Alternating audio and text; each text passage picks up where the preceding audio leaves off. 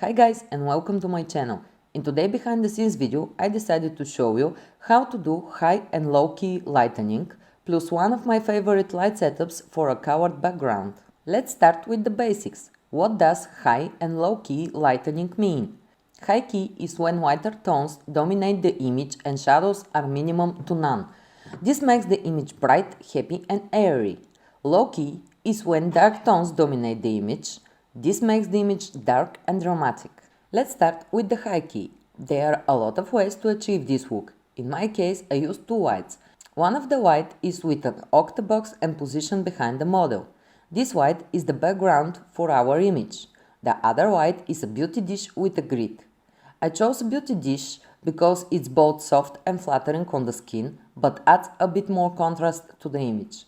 I positioned the beauty dish in front of her to minimize the shadows on her face.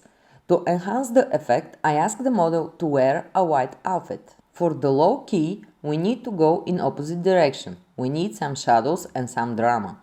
As you can see, I used the black background and changed the model's outfit.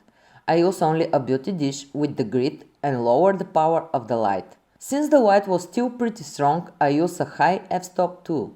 That way we have a light on her face, but it slowly fades away to the darkness. For the last part of the shoot, I want to use my red background. I want cover and to create something totally different from the previous shots. The light setup was two lights. My octabox was the main light and I positioned it in an angle facing the model. The other light was on the other side to fill the shadows, but I pointed it slightly off to the side, facing more the octabox than the model. That way the white was just enough to fill the shadows but avoid making the image flat.